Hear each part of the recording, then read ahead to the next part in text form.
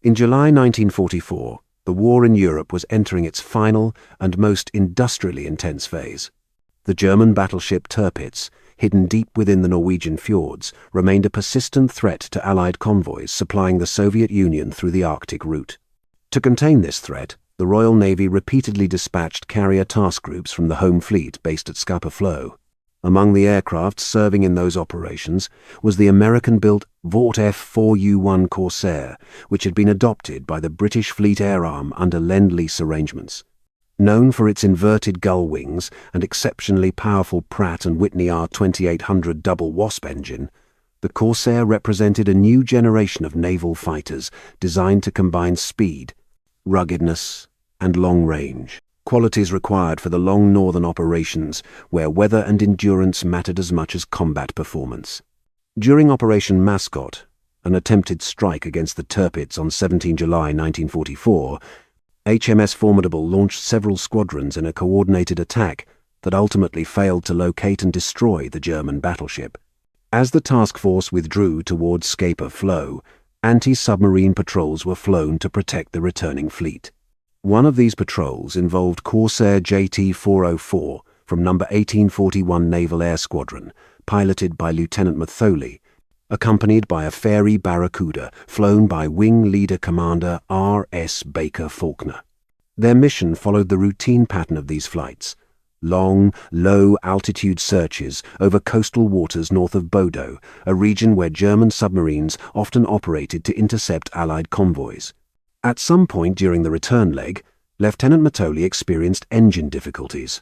Whether caused by fuel contamination or a mechanical failure, the Corsair could no longer maintain altitude. Over the rugged coastline of Hamarøy, Matholi was forced to make an emergency landing.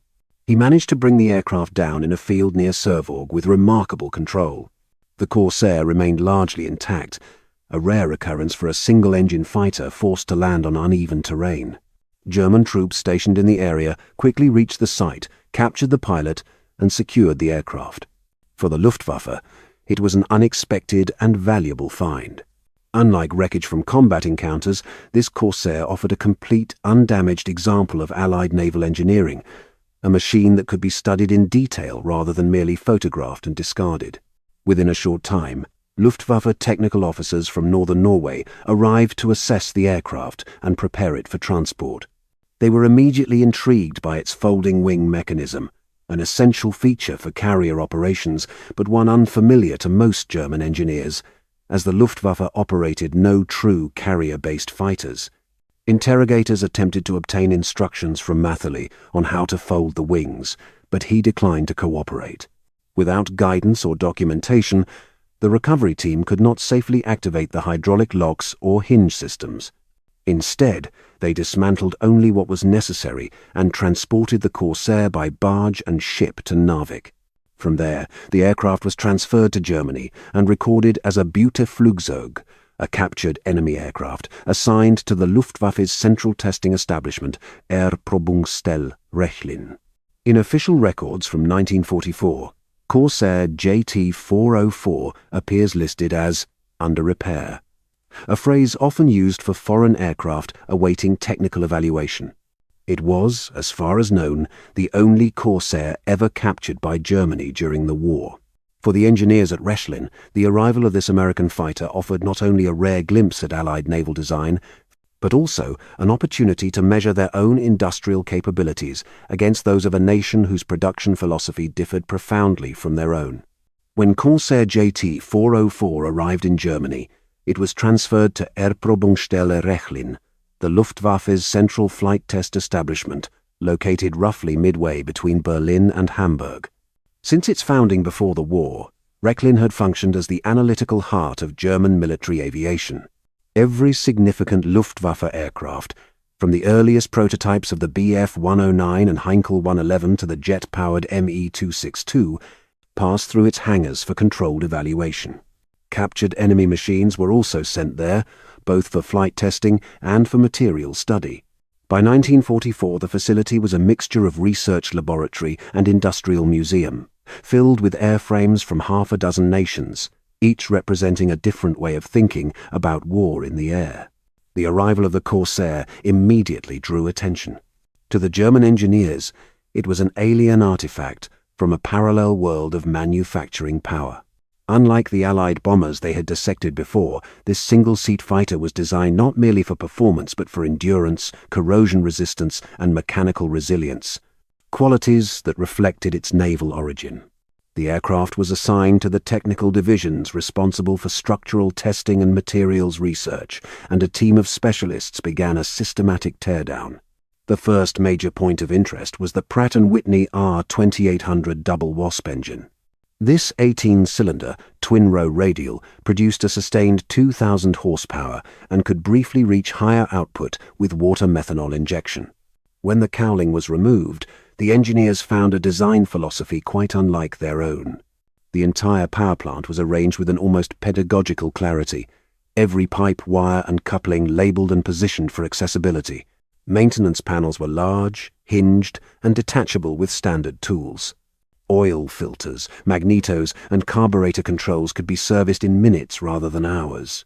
To men accustomed to the BMW 801 or the Daimler-Benz DB605, both masterpieces of mechanical precision but nightmares to maintain, the American layout seemed crude yet ingenious.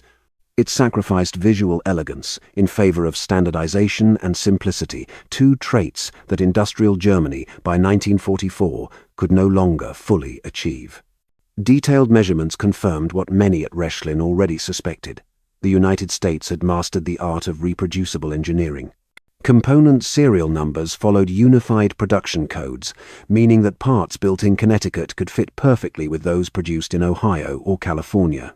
In contrast, two late-model FW190 engines assembled in different German factories often required hand-fitting before installation.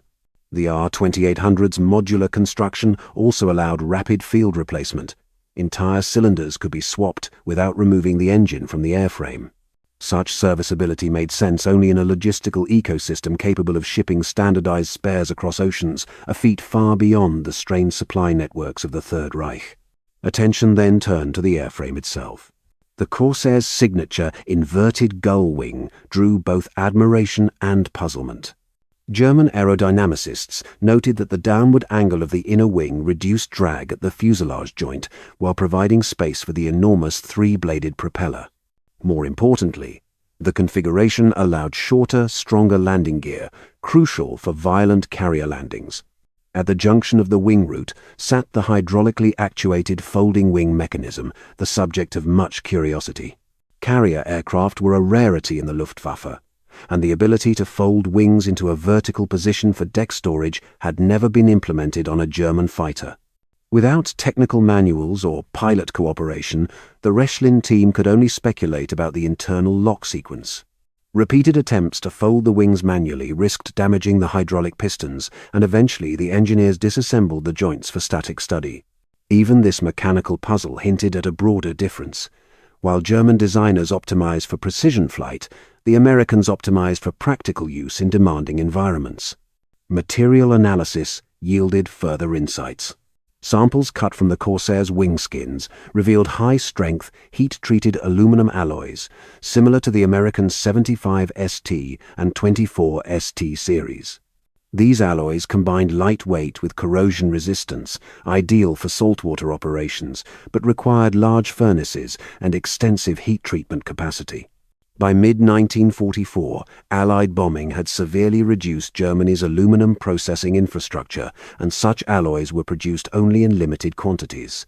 The Corsair's hydraulic lines and fuel hoses also used synthetic rubbers of a quality the Reich could no longer manufacture. Even minor details, the standardized rivets, the uniform thickness of wiring insulation, the use of Bakelite panels for electrical mounts, demonstrated an industrial base operating at a level of scale and consistency unattainable under German wartime conditions. Equally revealing was the finish and corrosion protection. The aircraft's skin bore several layers of primer and sealant, each applied with remarkable uniformity. Tests showed that even after its forced landing in Norway and exposure to moisture, the interior spars were virtually free of oxidation. Such results impressed the Rechlin metallurgists, who by then were struggling with shortages of paint, primer, and sealant compounds. The Corsair's durability was not an accident of design, but the result of systematic industrial planning. As documentation accumulated, a consensus formed within the testing division. The Corsair was not better in the romantic sense that a Spitfire or Me-109 might be admired for agility or finesse.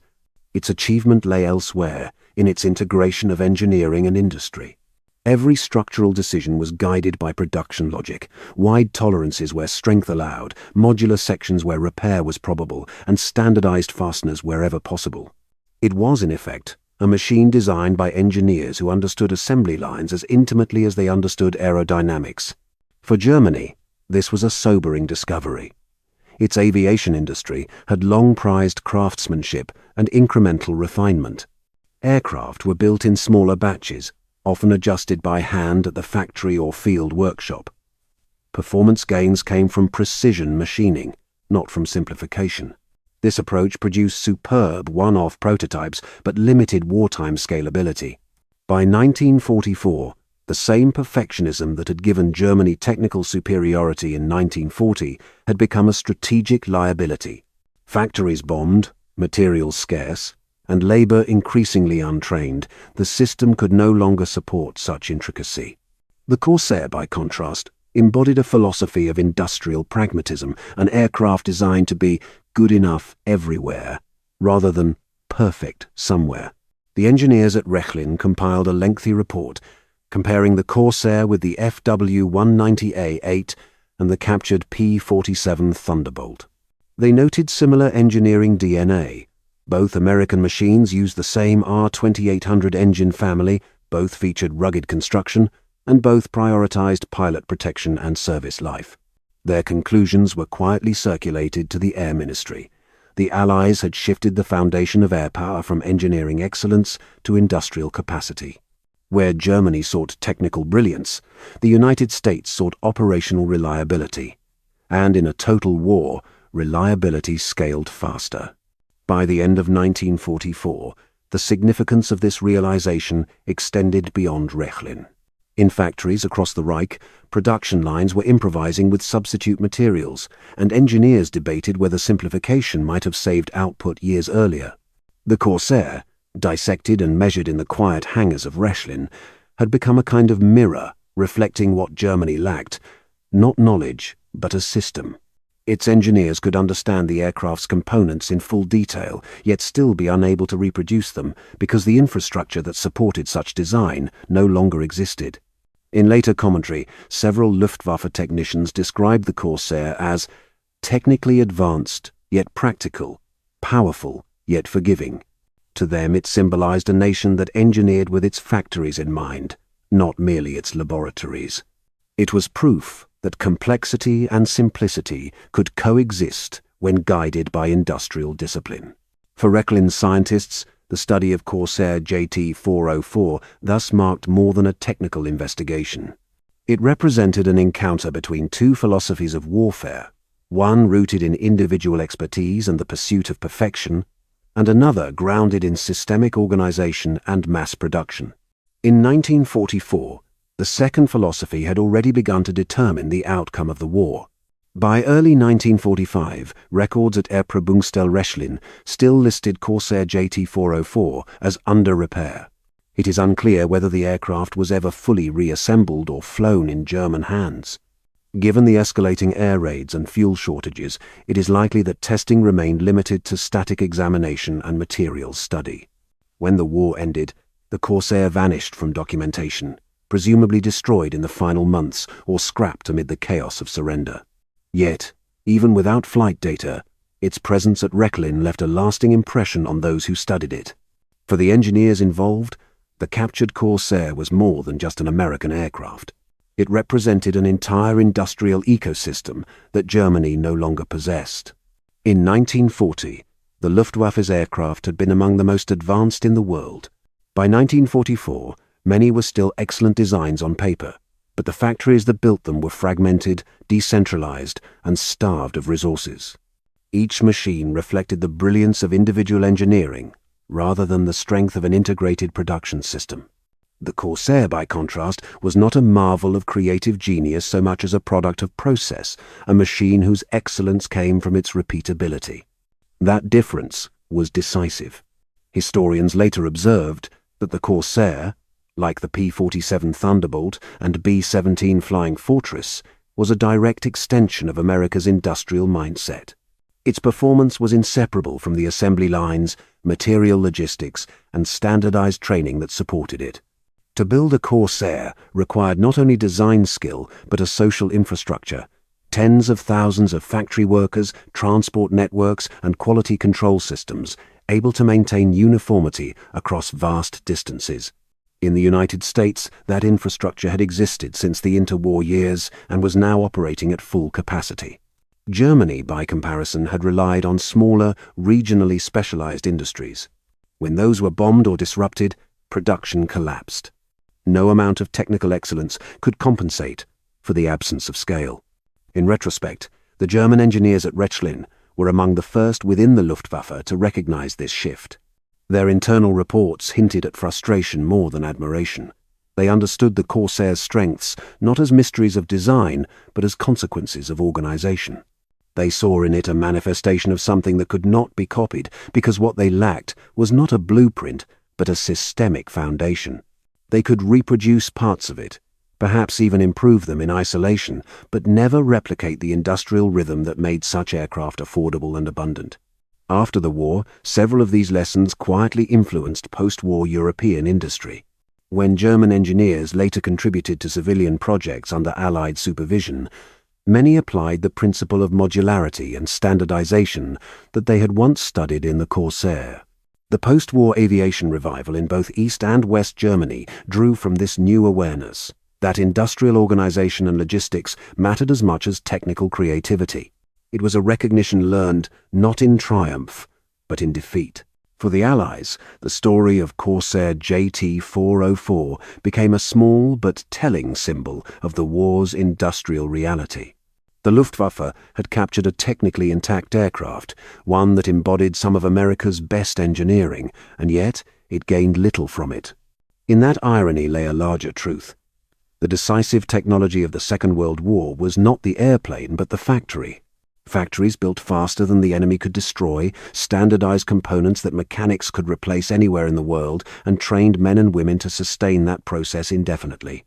In this light, the Corsair's brief journey from a forced landing in Norway to a test hangar in Germany illustrates the transition of warfare itself. The age of individual invention was giving way to the age of industrial systems. Germany, despite its talent and scientific knowledge, could not bridge that divide in time. The Corsair, with its folding wings and mass-produced heart, became an unintended messenger of that reality. Today, the event remains a footnote in aviation history, a single aircraft captured, studied, and lost. But as an episode of technological encounter, it speaks volumes about how nations wage war through their industries. It reminds us that in 1944, as Allied factories operated day and night across two continents, the balance of power was already shifting irreversibly. The Luftwaffe's engineers could measure every rivet of the Corsair, yet what they truly encountered was not just another machine, it was the embodiment of a system that would define modern warfare for the rest of the century. In 1945, another Corsair was found, this time in Japan. Near the Kasumigura Flight School, US forces discovered a repaired F4U that the Japanese had salvaged from a forced landing late in the war. The aircraft's damaged wing had been covered with fabric, and missing components replaced with parts scavenged from other wrecks. Reports suggest that Japanese technicians may even have managed limited flight tests before fuel and materials ran out. Like the Germans at Rechlin, they had gained a rare example of advanced Allied engineering, but could do little with it. Both powers faced the same limitation. By 1945, the knowledge remained, but the means of reproduction were gone. The Corsair's survival in enemy hands, intact yet unreplicated, stands as a quiet testament to how completely the industrial balance of the war had already shifted.